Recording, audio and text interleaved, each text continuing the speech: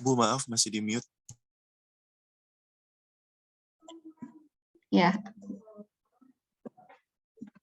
Coba ya kita masuk di kita review sedikit terkait dengan pemodelannya yang kemarin ya, pemodelan regresinya. Anda masih punya project-nya, silakan dibuka. Nah, ini model yang kita bentuk kemarin.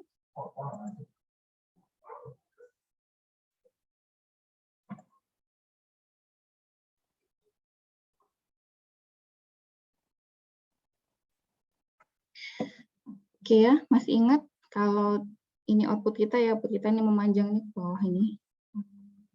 Nah, yang di tabel yang pertama atau analysis of variance-nya yang kita perhatikan adalah p-value yang ini ya. Ketika p-value-nya kurang dari 0,05, ini dia kurang dari 0,05, artinya H0-nya ditolak. Artinya apa nih? Kalau p-value-nya segini. Artinya ada gitu ya, beta I yang tidak sama dengan 0 gitu ya. Jadi H0-nya adalah beta 1 sama dengan beta 2, sama dengan dan seterusnya sama dengan 0. Jadi semua betanya sama dengan 0. Versus H1 ada beta I yang tidak sama dengan 0. Oke. Kalau ini udah oke, berarti kita bisa melanjutkan ke uji koefisien. Ya, kita lanjutkan ke uji koefisien. Yang mana uji koefisien yang ini nih? Nah, kalau ini ujinya per item koefisien, per item si beta ya.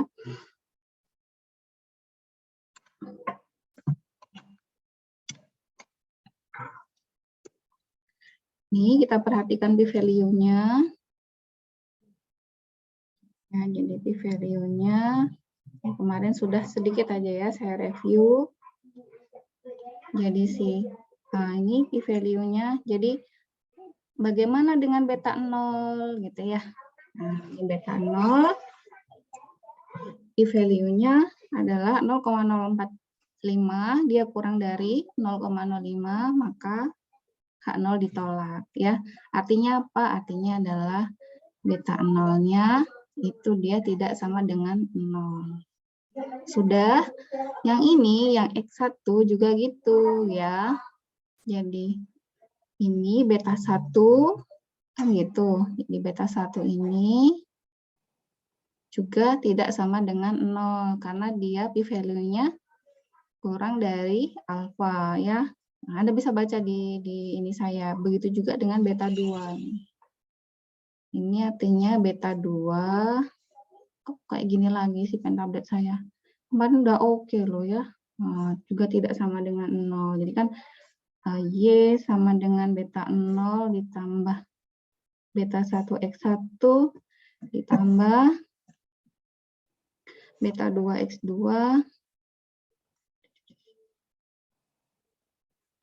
ya. Artinya ini kalau beta 1-nya dia tidak sama dengan 0, berarti X1 ini mempengaruhi Y. Gitu ya. Kalau H0-nya tidak ditolak atau p-value-nya dia lebih dari alfa, X-nya tidak mempengaruhi Y ya.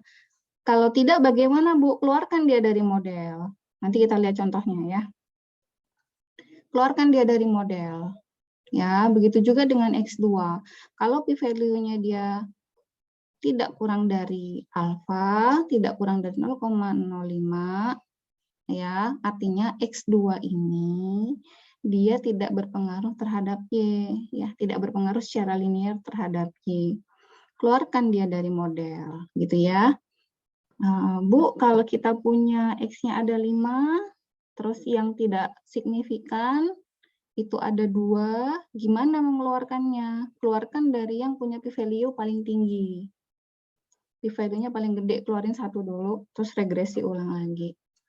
Ya, masih ada yang nggak signifikan, keluarin lagi, regresi lagi, gitu terus. Sudah, sehingga kita punya model regresi yang bisa kita terima ini. Itu ya. Nah, kemudian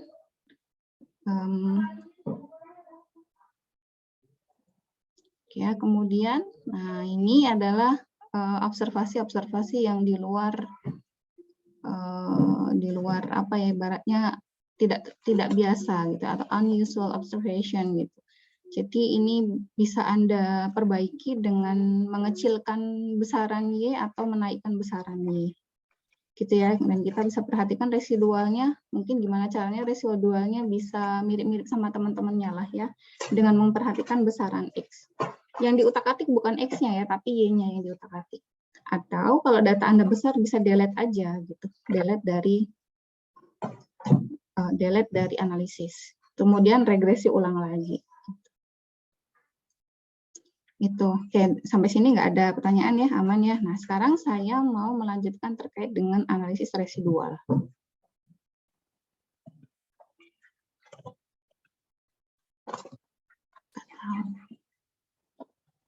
Nggak tahu.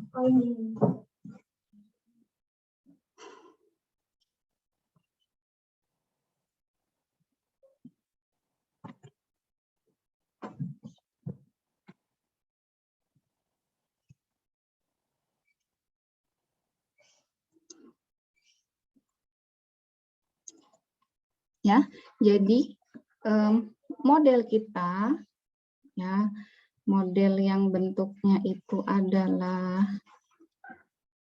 saya pakai OneNote aja deh, lebih bebas.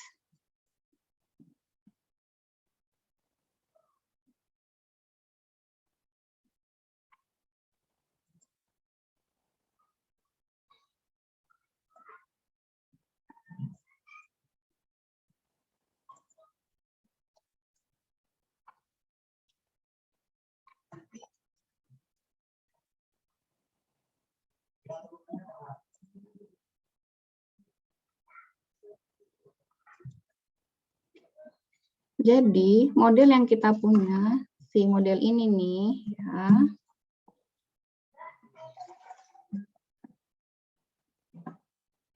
saya crop.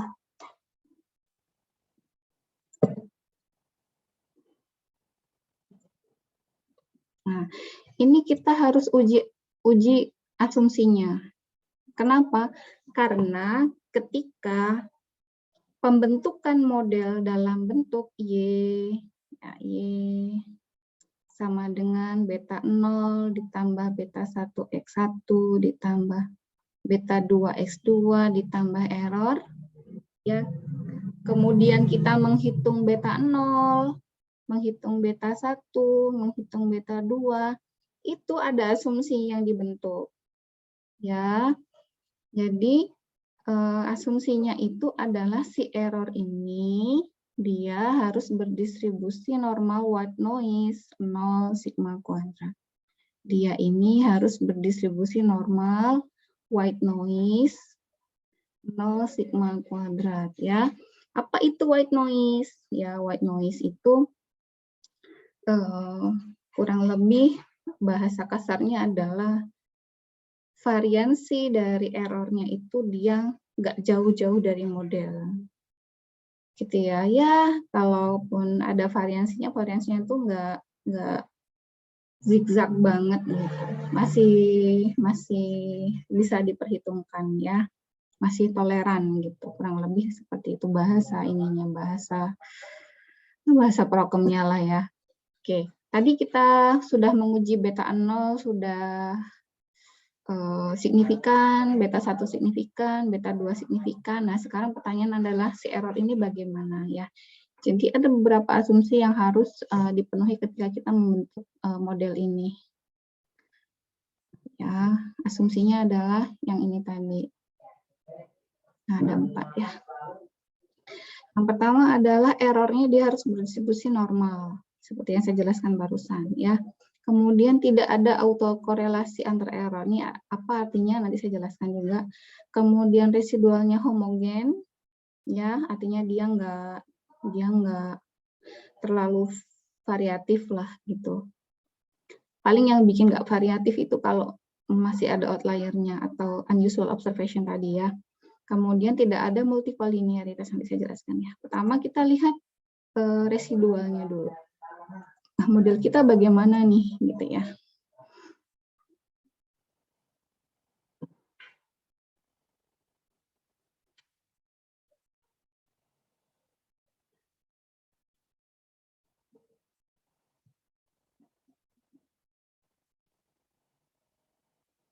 Nah, jadi ketika kita membentuk model di sini, kita simpan residualnya. Ya, nah ini kan kita belum simpan residualnya nih. Nah, saya mau regresi ulang karena model saya udah oke, ya. Saya mau regresi dengan menyimpan residualnya ya. Kemarin saya minta Anda untuk menyimpan di bagian storage. Ya, Anda simpan residual. Kayaknya selain residual kita butuh fit ya. Fit dan residual kita simpan. Oke, nah, ini maksudnya memunculkan residual di kolom berikutnya ya.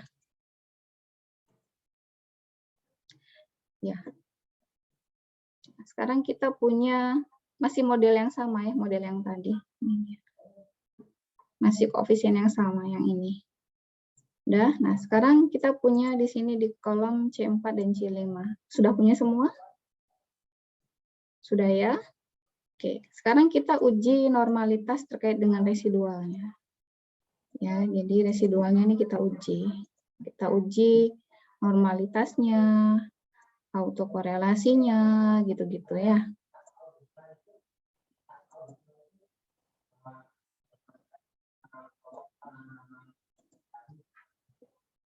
Yang residual kita ini mau kita uji. Gimana ujinya? Oke, start. Basic statistik, masih ingat ya uji normalitas ya, normality test.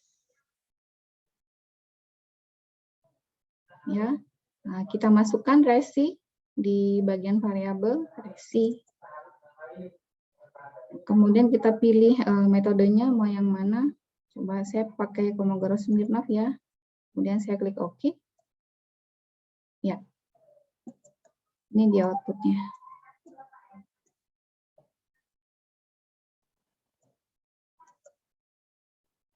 Oke, gimana nih bacanya nih? Masih ada yang ingat?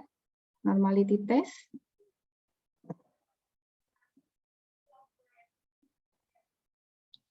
P-value kita 0,15 lebih besar dari 0,05. Artinya normal tidak? Ya, ditolak.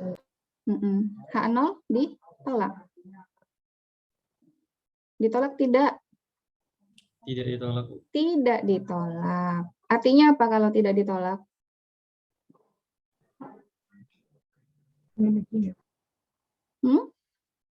Artinya?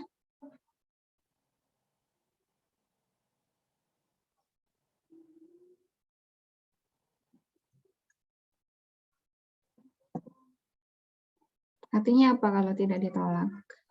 Normal, Bu. Iya, artinya dia berdistribusi normal. Jadi dia ini, ya, saya coba.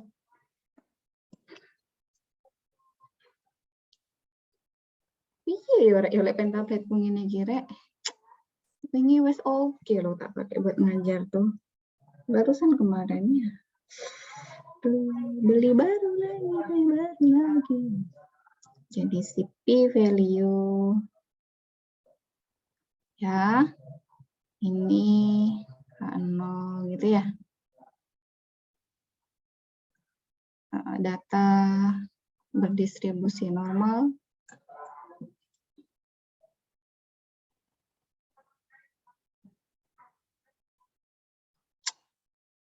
Saya tak ganti dulu, bentar ganti pen lagi.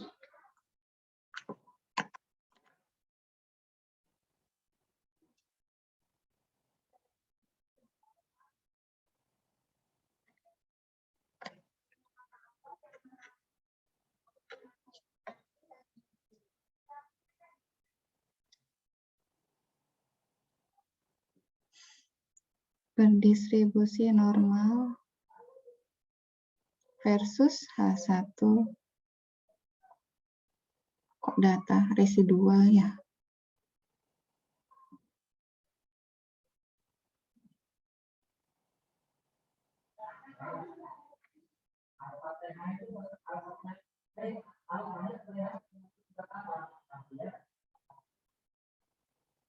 Versus H1 residual tidak berdistribusi normal ya.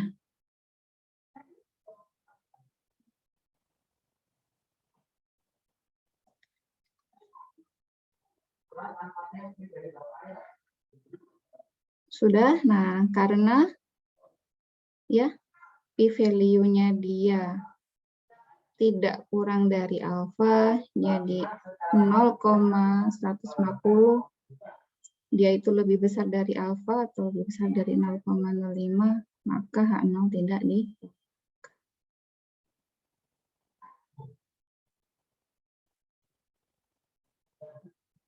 Yaitu residual berdistribusi normal ya.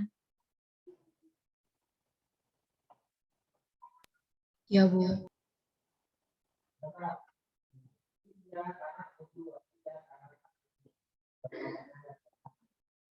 Saya kayak sedang bikin resep ya. Menyedihkan. Oke, terus asumsi pertama oke, ya. Terus kita lihat yang asumsi yang kedua. Tidak ada autokorelasi. Apa itu autokorelasi?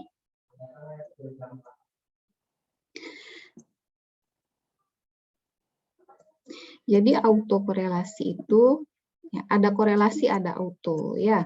Jadi korelasi itu keeratan hubungan. Itu ya, auto berarti dia dengan dirinya sendiri. Jadi contohnya, apakah residual yang nomor 1 ini punya keeratan hubungan dengan residual nomor 2, nomor 3, gitu.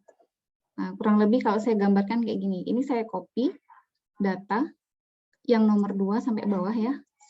Ini untuk gambaran aja. Saya copy data nomor 2 sampai ke bawah, saya copy sebelahnya. Set. Ya, ini naik 1 nih. Saya naik 1. Kemudian saya hubungkan keduanya. Saya hubungkan antara kolom C5 yang isinya residual dan kolom C6 dengan residual yang nomor 2 sampai bawah. Kemudian saya hitung keeratan hubungannya. Terus kayak gitu sampai saya copy yang ketiga, data yang ketiga saya copy lagi, kemudian saya pastekan ke C7 gitu ya. Oh. Mana? Nah, ini nih. Ini dan seterusnya ya. Place. Sampai ke bawah. Nah, si kolom C5, C6, C7 ini saling berkaitan. Variabel-variabel atau data-data yang berada di kolom ini saling berkaitan. Itu namanya autokorelasi. Jadi residualnya itu punya korelasi dengan dirinya sendiri. Data-data di dalam residualnya itu punya keeratan hubungan satu sama lain. Kurang lebih begitu bahasa prokemnya gitu ya, sekali lagi. Nah, untuk menghitung itu ya kita butuh yang namanya, ada uji eksaknya yaitu namanya Durbin-Watson.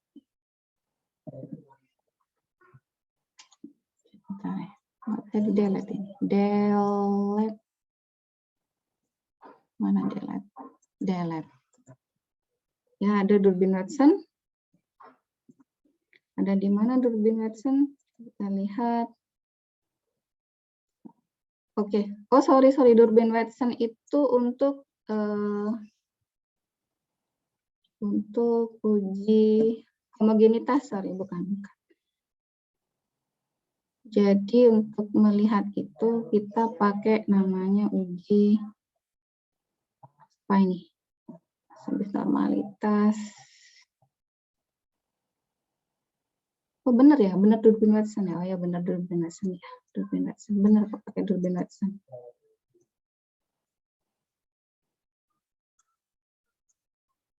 Nah, ini dia angkanya. Nah, ini ada di mana? Ini kayaknya kita tadi ada yang kelewat ya. Dia tempatnya ada di sini nih. Start equation. Kadang kita butuhnya apa, baru dicari ya. Apa-apa. Di manakah Durbin-Watson? Ah, ini dia. Iya, kelupaan nggak di checklist nih. Jadi dia di bagian result, si Durbin-Watson ini ada di bagian result, kemudian ini nih, di checklist bagian ini nih, di sini. Nah, itu ya. Jadi jangan lupa ketika Anda sudah punya model yang fix, terus Durbin-Watsonnya belum diklik. Kalau lupa, tinggal diregresi, tinggal di ini ulang lagi ya. Oke, saya taruh di sini.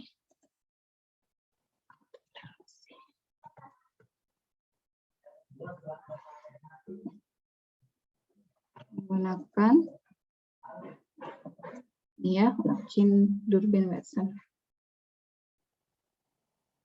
Ini ya, di sini.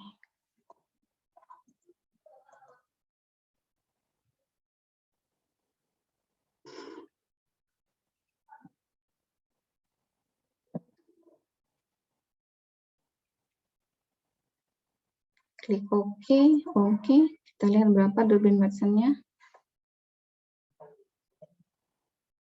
Nah, ini ya. Durbin-Watson statistik.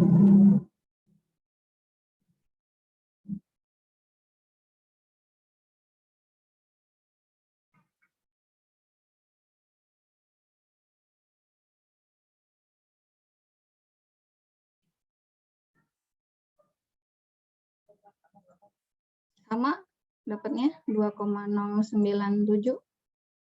Yang lain sama dapatnya. Sama ya dapatnya ya. Nah, sayangnya Durbin-Watson ini dia nggak kayak yang lain ada p-value-nya terus H0 ditolak atau enggak. Tapi dia ada cara membacanya. Kita lihat cara membacanya. Jadi cara membacanya ya, kita perlu menghitung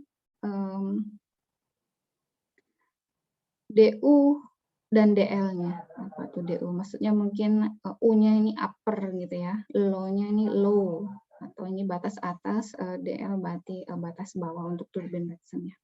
Dan 4 min Durbin-Watson-nya. Ya. Jadi kita lihat ketentuannya. Jadi ketentuannya kurang lebih seperti ini nih. Ya, D di sini adalah Durbin-Watson. Jadi untuk deteksi ada autokorelasi positif, ada autokorelasi negatif. Kita pernah bahas korelasi positif dan korelasi negatif juga ya.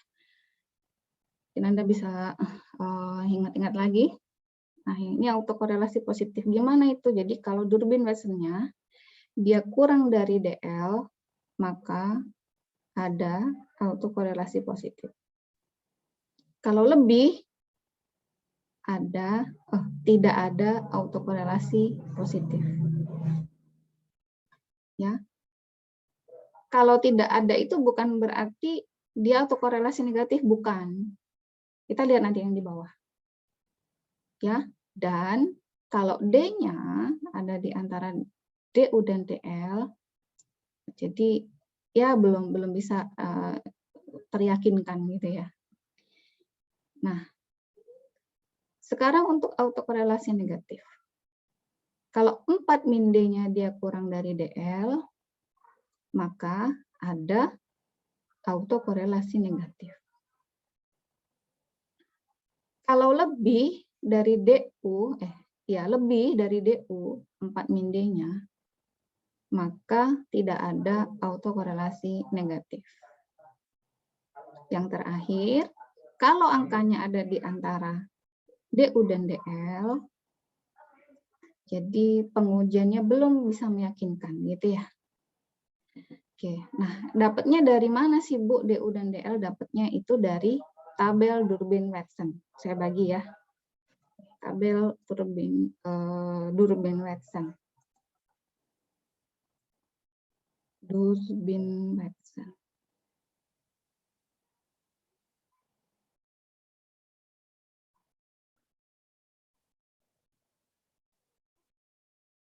Mana Durbin-Watson saya ya?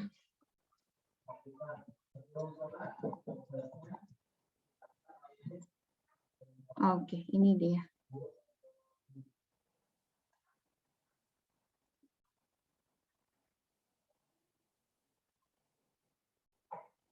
Oh iya, di sini dia ya. Saya bagi di room chat.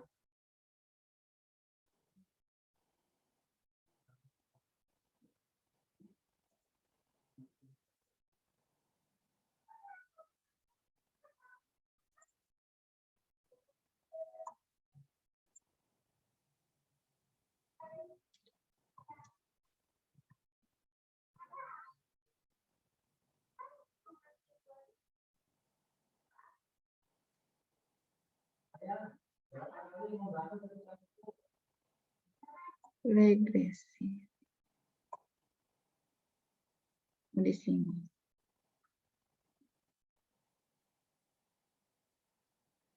Oke ya, sudah saya upload ya.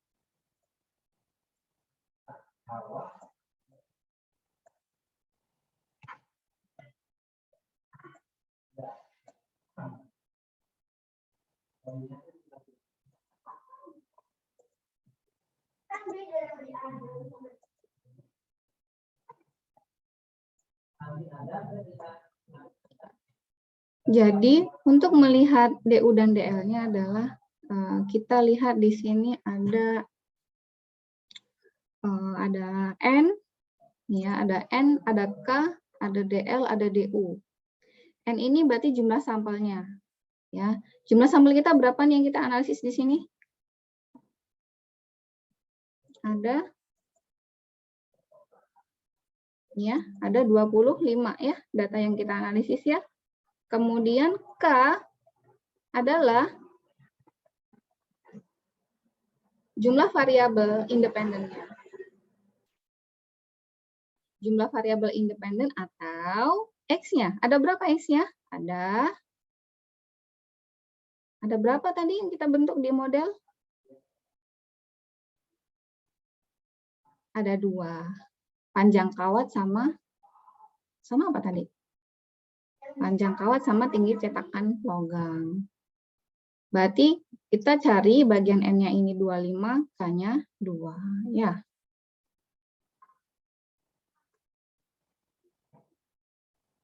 Dua, gimana nih?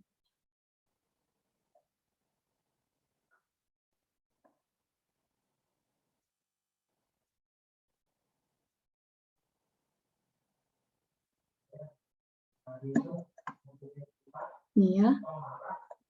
Nah, ini ada di line 199 nih. Ketemu?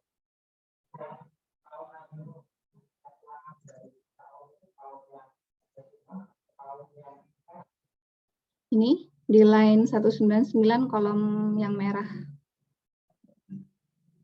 Ini kolom kanan itu kelanjutan ya, kelanjutannya. Nanti kita punya variabel independennya 2, K-nya sama dengan 2, jumlah sampelnya 25. Nah, ini DU dan DL-nya nih.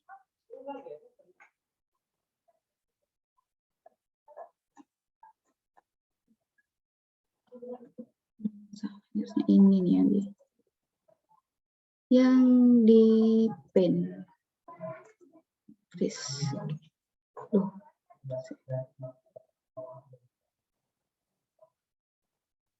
Ya. Ya, jadi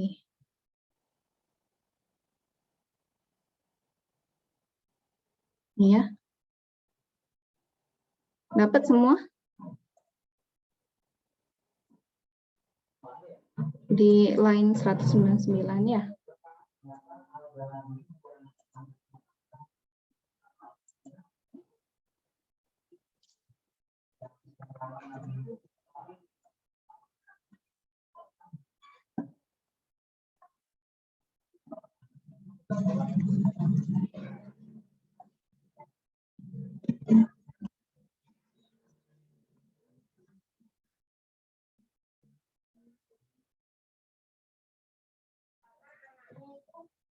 Sudah? Nah, di sini kita perlu menghitung 4 min D-nya.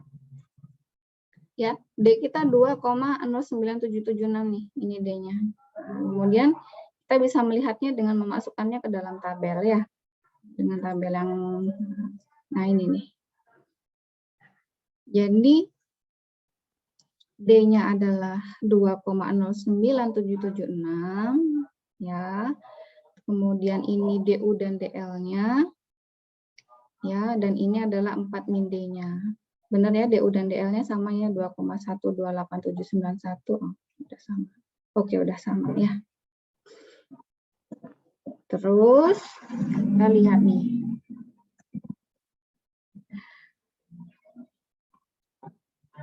Mana tadi? Nah, yang ini nih. Posisi D ada di mana? Apakah dia kurang dari DL? Ini? Tidak. Tidak. Ya, berarti ini enggak ya.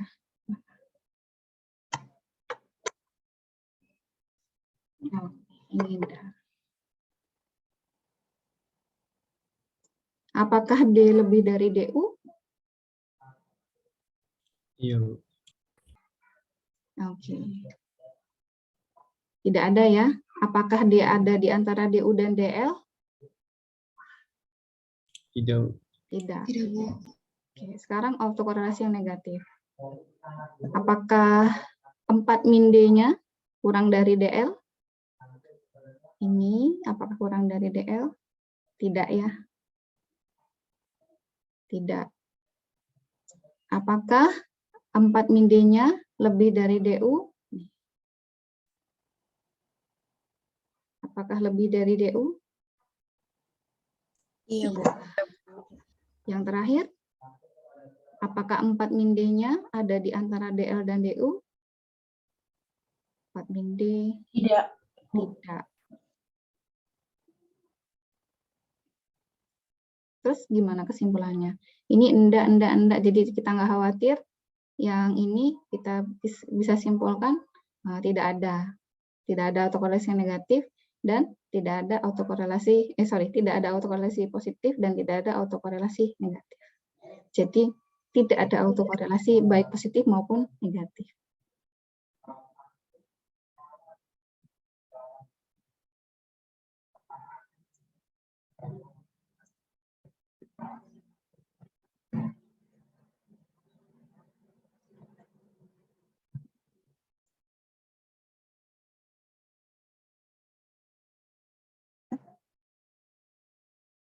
Oke, ini normalitasnya, ini autokorelasinya aman. Terus apa lagi? Homogenitas dari residual. Ya. Jadi homogenitas dari residual itu kita perlu memplot antara fit itu Y topi atau Y yang diperoleh dari tabelnya versus residualnya. Ya, jadi ini nanti tampilannya, kita lihat dulu tampilannya di Minitab kita. Jadi kita tadi sudah menyimpan fit dan residual. Ya, ini coba saya delete. Sama kok ya ini. Ini tadi keluar karena kita mau menghitung Durbin-Watson terus regresi ulang ya. Ini yang kita simpan terus kita plot ya. Kita plot antara fit dan residual. Kayaknya sih sebenarnya kita bisa memunculkannya juga di sini, coba. Ada nggak ya? Biasanya harusnya ada sih. Kita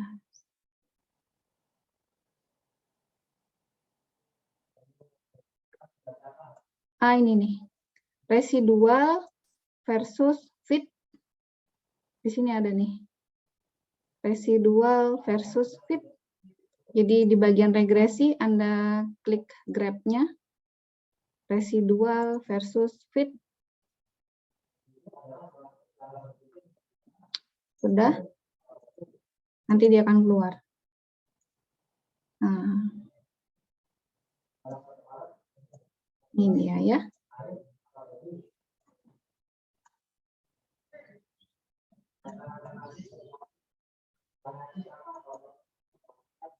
Dapat? Udah dapat nggak?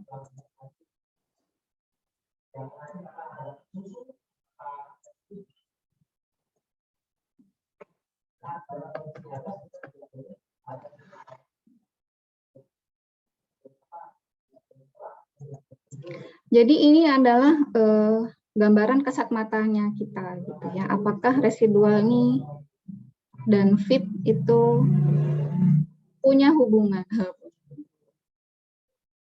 Dia ada backstreet nggak? Oh, backstreet ya. Jadi fit itu ya adalah Y topi. Y topi itu dihitung dari beta 0 ditambah beta 1x1 ditambah beta 2x2 tanpa error. Ya, tanpa error. Nah, si Y topi ini diplot terhadap errornya. Nah, jadi pertanyaannya, dia punya hubungan nggak? Gitu. Intinya gitu. Ya, kalau punya hubungan, nah hati-hati ya. Kalau punya hubungan, ya jadi pertanyaan. Kok punya hubungan? Iya, punya hubungan apa enggak? Gitu ya. Terus, oke, kita lihat, nah, punya hubungan apa enggak? Nih kita bisa lihat pakai uji Glatzer.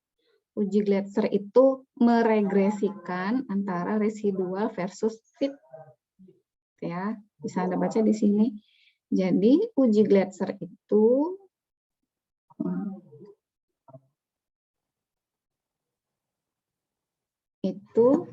ya adalah meregresikan antara fit dan residualnya. Tapi fitnya dimutlakkan dulu. Dimutlakkan dulu. Jadi yang negatif dipositifkan dulu. Itu namanya dimutlakkan. Ya, jadi meregresikan antara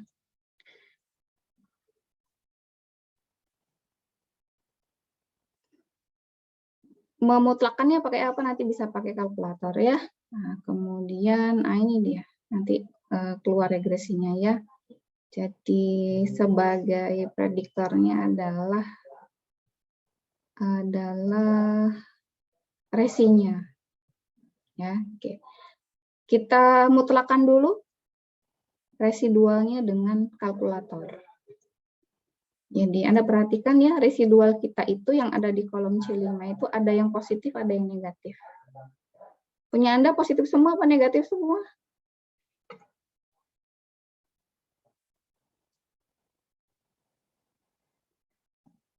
Ada yang positif, ada yang negatif. Jadi yang negatif kita positifkan dengan memutlakkan nilai residual. Ya, kita taruh dia di C8 lah ya. Kita pakai kalkulator, klik kalkulator, store result in variable, ini variabel barunya. Kita kasih nama dia biar sama aja sama modul residual ya. Harga mutlak dari residual adalah fungsinya apa? Fungsinya adalah absolute value ya. Ini ada. Di all function absolute value. Sudah? Keluar ABS, numbernya kita masukkan resi. Double klik di resi. Nah.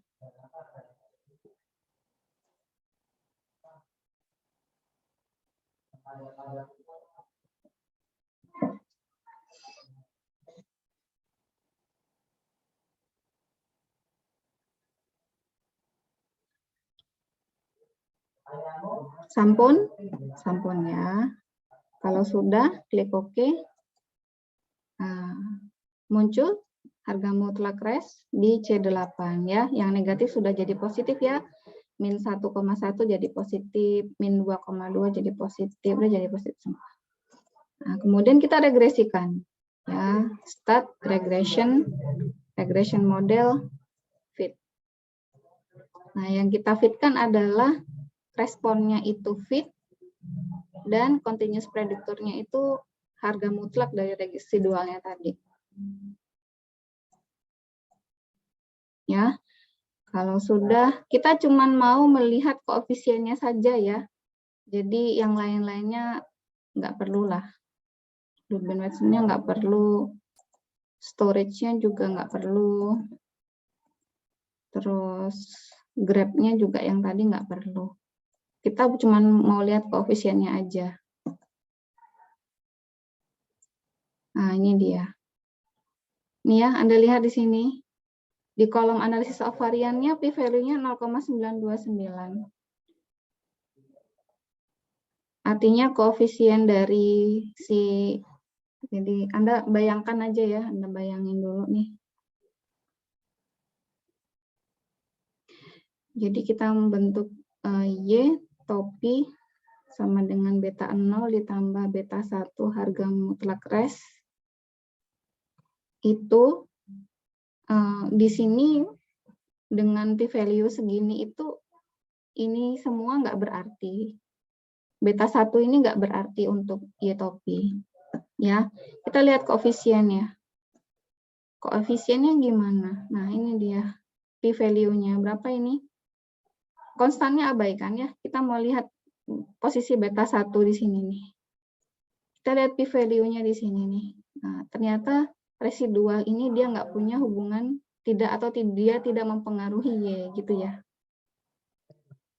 Jadi dengan melihat p-value sebesar ini itu dia ini nggak tidak mempengaruhi Y topi atau fit-nya. Dan itu yang kita mau gitu. Jadi jangan sampai residual ini punya hubungan sama Y. Itu yang kita mau. Ya, nah dengan uji Glatzer ini kita bisa menyimpulkan bahwa residual ini dia nggak punya hubungan dengan Y. Gitu ya. Yang bingung langsung tanya loh. Baterai saya habis. Bentar ya.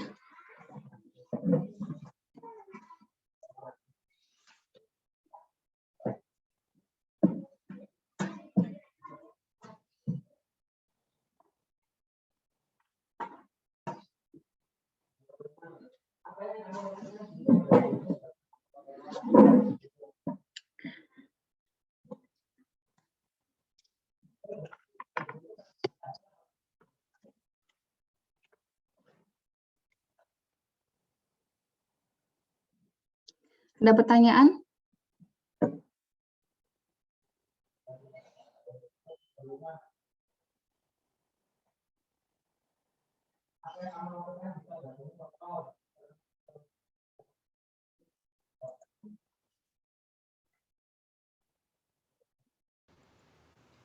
Bertanya Bu. Tapi pertanyaan saya bukan terkait materi ini Bu, materi kemarin. Jika p-value-nya itu sama dengan alfa, itu kesimpulannya ditolak apa diterima Bu?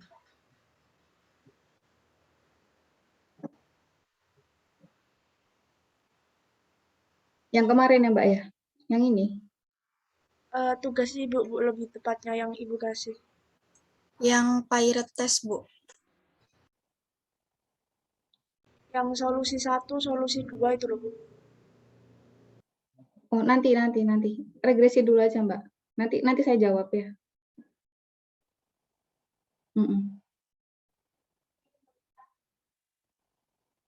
Sama ya p-value-nya ya.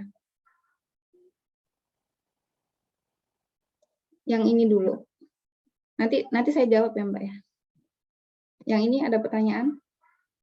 Nggak ada ya.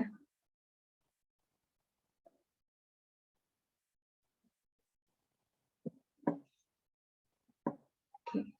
Sudah ya. Jadi normalitasnya udah, terus autokorelasinya udah aman, homogenitasnya aman ya. Yang terakhir adalah multikolinearitas ya.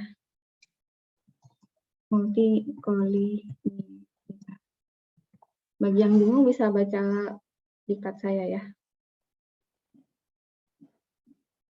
Apa itu multikolinearitas?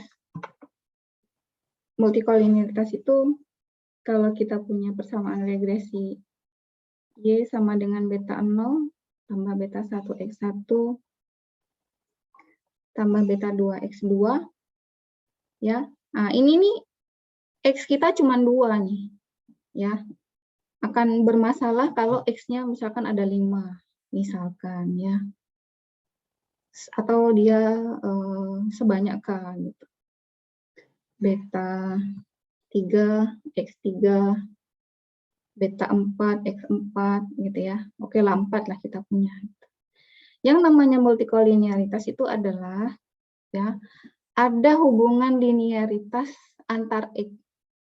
Jadi bisa jadi X1 ini punya hubungan linear dengan X yang lain. X2 punya hubungan linear dengan yang lain. X3 punya hubungan linear dengan yang lain. Nah, ini nggak boleh ada di model regresi kita. Jadi meskipun ini tadi ketika kita uji koefisien itu dia sudah oke semua, tapi ternyata di uji asumsi itu dia ada multikoliniaritas, itu nggak boleh. Dan harus dikeluarkan salah satunya. Oke, cek koliniaritasnya di mana? Itu kita bisa lihat di tabel koefisien. Mana tabel koefisien kita? Saya buka di diktat aja ya. Nah, yaitu di VIF-nya, nih. VIF-nya di sini kita peroleh 1,17 ya, dua-duanya. Ini artinya X1 versus X2-nya VIF-nya 1,17. Nah, selama VIF-nya tidak lebih dari 10, dia aman. Nih. Jadi, apakah dia melebihi dari 10 atau tidak? Kalau dia masih di bawah 10, itu aman. Kalau lebih dari 10, nah, kita keluarin dia salah satu. Kalau kita punya 5, ada satu yang punya hubungan dengan yang lain, itu nanti VIF-nya ada 2 pasti yang lebih dari 10. Itu kita keluarin satu. Kita buang. Nggak boleh selingkuh ya. Jadi dia punya hubungan sama Y aja, nggak boleh sama ini. Laki-laki sama perempuan ya, nggak boleh perempuan sama perempuan atau laki-laki sama laki-laki. Gitulah ya. Jadi antar ini dia nggak boleh punya hubungan. Kalau ada, keluarin dia dari model. Galak ya, galak.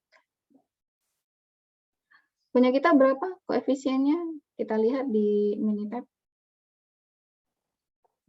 Tadi ya. Ini ya, sama ya 1,17. Kita pakai data yang sama. Dia nggak lebih dari 10, jadi aman. Sudah memenuhi asumsi semua. Kalau udah memenuhi asumsi semua, aman dunia, beres deh. Gitu. Normalitas aman, autokorelasi aman, homogenitasnya aman, multikoliniaritasnya aman. Udah modelnya udah bisa kita pakai buat forecasting. Itu udah memenuhi kaidah-kaidah dari estimasi atau kaidah-kaidah modeling. Nah, nanti kalau Anda belajar sendiri terkait dengan regresi yang lain, ya ada regresi logistik, ada regresi kuadratik, dan sebagainya. Perhatikan asumsinya apa yang harus dipenuhi. Kemudian lakukan, memenuhi enggak. Kalau enggak memenuhi, apa yang harus dilakukan. Itu ya, nanti dikembangkan sendiri. Dikembangkan sendiri nanti.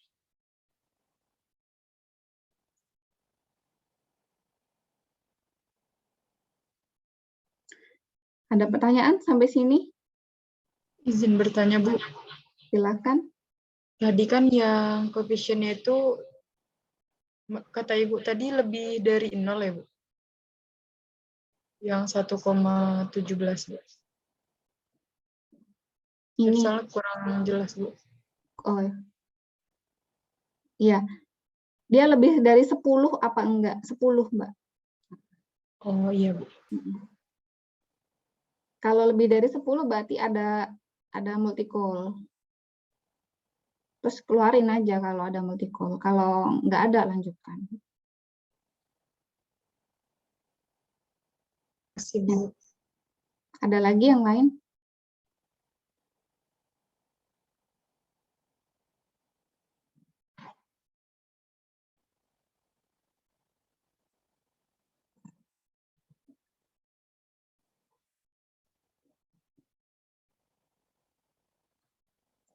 Sudah ya? Oke, nanti saya punya data. Coba Anda lakukan regresi buat latihan. Kalau nggak ada kendala, berarti aman. Kalau ada kendala, bisa tanyakan nanti di praktikum hari Jumat, benar ya? Saya minta hari Jumat, benar ya? Kayaknya Jumat siang sampai sore kan Anda nggak ada ujian kan? Ujian kan kayaknya di schedule-in di pagi sampai siang ya. Tapi minggu berikutnya ada ujian nggak? Masih ada nggak? Nggak ada? Oh, mantap. Tapi sepertinya tidak ada. Tidak ada, tinggal Bu Umi aja ya, yang belum ya.